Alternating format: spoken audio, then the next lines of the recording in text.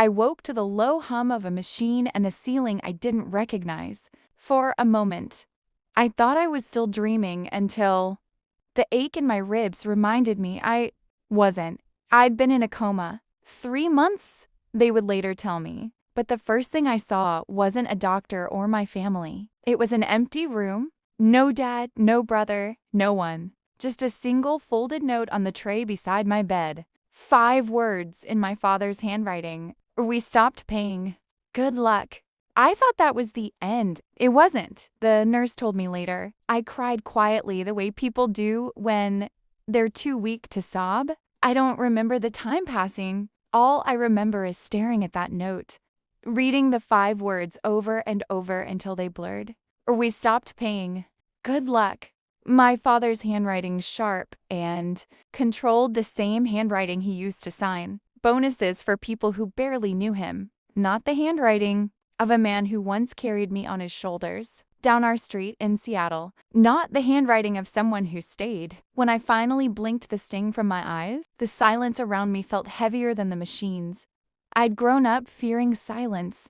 In my house, silence wasn't peace. It was the warning before a storm. After my mother died when I was 18, silence became the language Veronica spoke fluently. Cold, polished, calculated.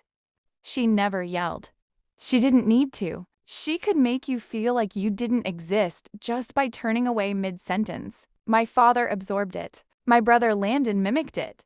And I learned to fill the silence with work. 15 years of building systems no one knew my name was behind. 15 years of ghostwriting proposals, designing frameworks, coding structure deep in the architecture, while Landon presented them to the board with a smile. It's a family effort, he'd say, tapping my shoulder on the way out of the room like that counted as acknowledgement. Meanwhile, my office was a converted storage closet on the lower floor. No windows, 2 flickering lights, a chair that leaned slightly to the left. I told myself it didn't matter as long as the work was good, as long as I knew the truth, as long as someone, somewhere, would eventually see me. But lying there in that hospital bed, ribs, aching lungs, burning with every breath, I finally understood what my mother must have felt near the end. She saw the truth years before I did. She saw how small they would try to make me. How easy it would be for them to erase the girl who looked too much like her. Maybe that was why she spent those long nights in her study with Daniel Price, leaving behind stacks of sealed envelopes I was too young to question. Maybe she knew I wouldn't be protected once she was gone. My breath hitched as the door clicked softly. A shadow moved. For a split second, hope flared. Some foolish part of me still expecting my father. It wasn't him. A familiar voice broke the stillness. Caroline. It was steady, measured, professional Daniel Price. My mother's estate lawyer, the last person I expected, and the only person whose presence didn't make my chest tighten. He stepped inside with a careful gentleness, as if approaching a wounded animal. Behind him stood a man I had never seen. Tall, sharp suit, a posture that suggested he sized up every room before stepping into it. His gaze flicked over me, not with pity, but with recognition, like he already knew who I was or who I used to be. Daniel pulled a chair beside my bed. I'm glad you're awake. We've been waiting. We, not my father, not my brother, not my stepmother, but Daniel and this stranger in a tailored jacket that didn't quite belong in a hospital room. My voice scraped out. Where's my family? A beat. Daniel's jaw tightened. The stranger's eyes lowered. No one spoke. I already knew the answer. Daniel cleared his throat. Carolyn, this is Ethan Ward. He's been advising on certain matters regarding your mother's affairs. A subtle exchange of glances passed between them. Something coordinated. Something urgent.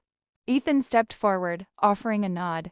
I've reviewed everything connected to your work and your history with the company. I'm here because the next 72 hours will determine your future. I blinked, confused. My future? Daniel exhaled a slow, steady breath, the kind he used when preparing to deliver something heavy. Your father is planning a complete restructuring. The board meets in 3 days at the Tech Summit in San Francisco. As of this morning, he intends to remove you from all strategic authority. My pulse pounded in my ears. I don't have authority to remove. Ethan's expression didn't change. That's the point. They've been erasing your footprint for years. Your accident gave them an opportunity to finish the job. My fingertips curled into the sheet. Finish. Daniel reached into his briefcase, pulling out a set of neatly clipped papers face down. He hesitated before flipping the first page. Richard filed. Documents declaring you mentally incompetent, permanent. He signed them yesterday. The room swayed. Ethan leaned in slightly. He expects you to be gone physically, legally, professionally. But he doesn't understand something. I lifted my eyes to him. His tone dropped steady, deliberate. He thinks you're powerless because you're lying in this bed. He thinks you don't matter. He thinks you won't fight. Daniel's voice followed calm, but edged with something fierce. But Carolyn, your father made a mistake. Daniel let the words hang in the air, watching my reaction carefully. I didn't move. I couldn't. My father had signed me out of my own life, erased me with the flick of a pen. But Daniel wasn't finished. He didn't just abandon you, Caroline, he said quietly. By declaring you incapacitated while you were still legally protected, he triggered the one clause your mother left behind. My breath caught. Clause. Daniel nodded, opening a slim leather folder. Inside were a few sheets aged precise and unbearably familiar. My mother's handwriting curled at the bottom of one. She knew what might happen. He continued, she saw how things were shifting even before she got sick. She created a trust, one your father never had full access to, and tied its activation to a very specific condition. Ethan stepped closer, his voice calm but charged. Abandonment during medical incapacitation. If your father withdrew support in any form while you were unable to advocate for yourself, every asset your mother controlled would transfer to you. My ribs ocked again, but differently this time, like something inside me was trying to ignite. Daniel tapped the papers lightly. Your father signed the refusal of medical responsibility 2 weeks ago. We have the written note he left beside your bed. That alone satisfies the condition. We stopped paying. Good luck. 5 words that broke me an hour ago now stitched themselves back together into something sharp. What? Assets I managed? Ethan exchanged a look with Daniel. Then he answered bluntly. Nearly $1 billion in combined holdings and voting control tied to your mother's shares. The hospital room tilted, but not from weakness, from clarity. For the first time since waking, I felt my spine straighten against the pillows. My father thought he'd buried me. Instead, he dug his own grave. But a trust doesn't wipe away perception. Ethan continued. The board thinks you're still the girl in the converted storage office. The one doing back-end work no one sees. They won't accept your authority on trust alone. You need proof. You need a plan. Daniel closed the folder and slipped it back into his case. That's why we're here. You have 72 hours before the summit. If Richard announces the restructuring there, undoing it will become a nightmare. We have to move now. I swallowed hard. I can't even walk across the room. You don't need to, Ethan said. Not yet. You just need access. He reached into his jacket pocket and placed something small and heavy beside me. A security badge, my photo, my name, and an authorization level I'd never seen in my life. My voice was barely a whisper. Daniel gave a small, sad smile.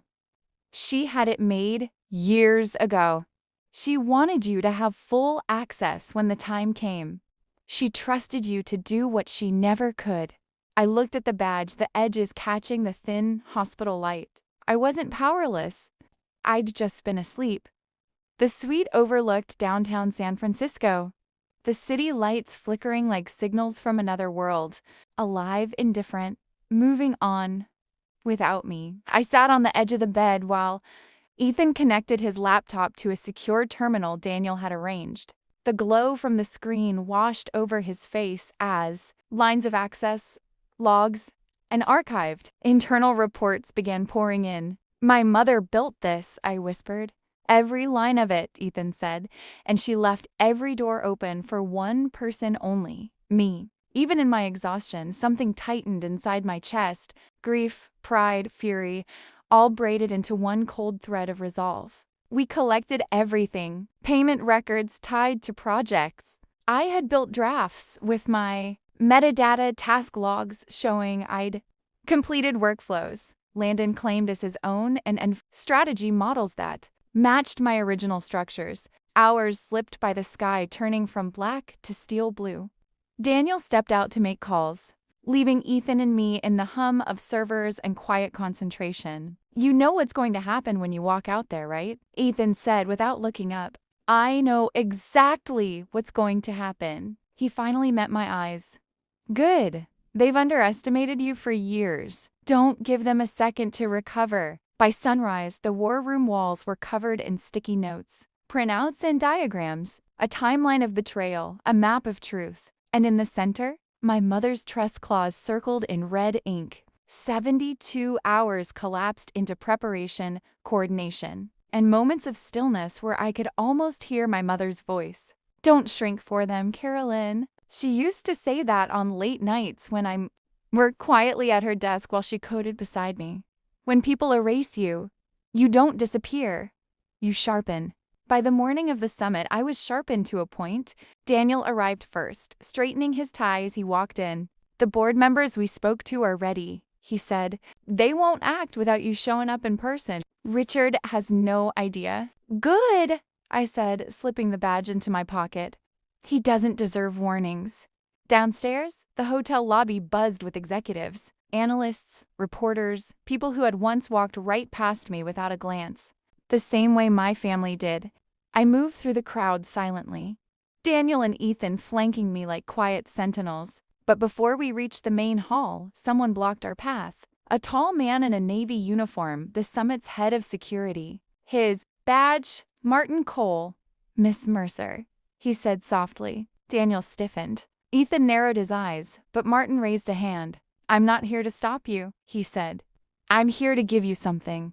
He reached into his jacket and handed me a small worn notebook, pages creased and covered in careful handwriting. "I work nights," he said. "For years I saw you in the building. You'd come in late, leave early, always alone. I kept notes 'cause, well, someone should have." I flipped through it. Dates, times, rooms, observations. Proof I existed in the shadows they forced me into. "Your brother was in Aspen the weekend. He claimed he finished that defense project." Martin continued. "You were in the server room for 36 straight hours. I saw you." My throat tightened. "Why? Help me." He gave a small shrug. "Because I've watched them steal from you long enough. And because my wife works in your R&D department, she says the company only holds together because of your work." I closed the notebook, feeling the weight of every word. "Thank you," I said, my voice steady. "Make them listen," he said.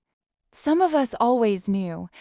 He stepped aside and we continued. Inside the main hall, my father stood on stage under bright lights. His smile polished his posture perfect. Veronica sat in the front row, crossed legs, serene confidence radiating off her. Landon hovered near the podium, rehearsing whatever speech he was prepared to give. Once Dad announced the new leadership structure, I waited behind the side curtain, listening to the announcer call his name. "And now our keynote speaker, Richard Mercer." Applause filled the room. My father stepped forward. This was his kingdom, his moment. I walked onto the stage. A collective gasp rippled through the ballroom. My father's smile dissolved. Veronica's hand flew to her chest. Landon went pale. "What? What are you doing here?" Richard snapped, his voice cracking through the microphone. I reached for the second mic, my fingers steady. "Good morning." "This is inappropriate," he hissed. "You are not well?" "No," I said, my voice amplifying across the hall. "What's inappropriate is declaring your daughter mentally incompetent while she's unconscious. What's inappropriate is abandoning her in a hospital bed to cut her out of the company she built with you." Murmurs erupted in the crowd. I pulled the folded note from my pocket, held it up. "He left this beside my bed. 5 words. Or we stopped paying. Good luck."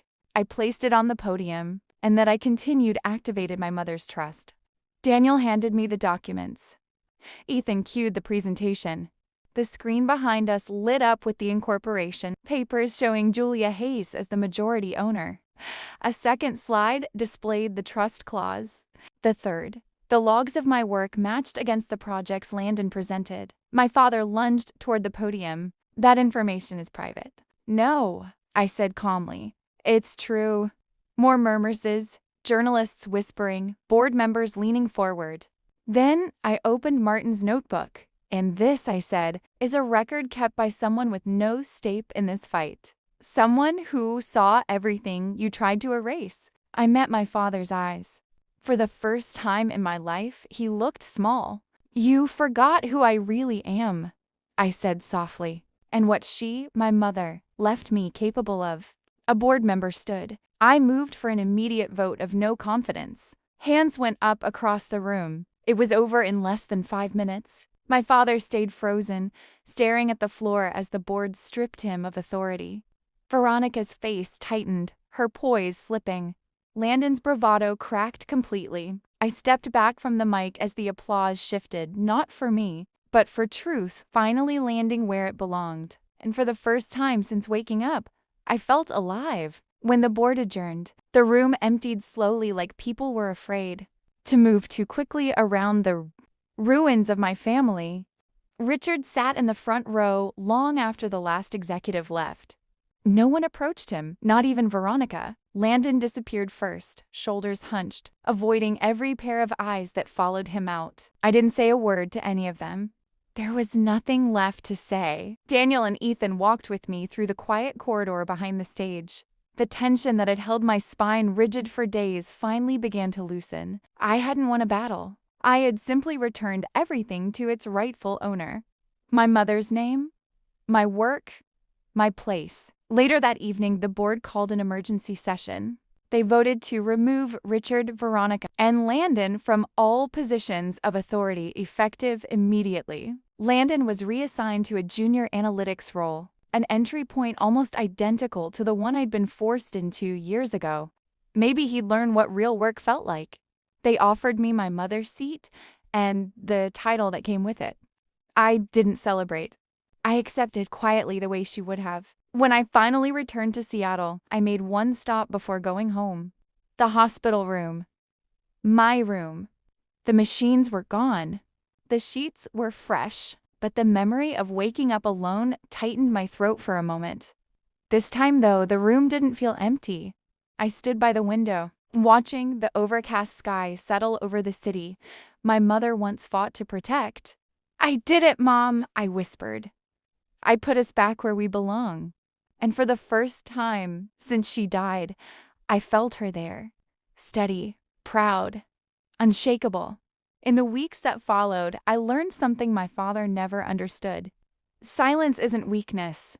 It's the space where truth gathers its strength. I didn't destroy my family. I simply stopped letting them destroy me, and when the dust settled, what remained wasn't revenge. It was restoration. My mother's legacy stood exactly where she intended it to be. If you've ever fought to reclaim something that was yours, tell me in the comments. And if stories like this speak to you, hit subscribe so you don't miss the next.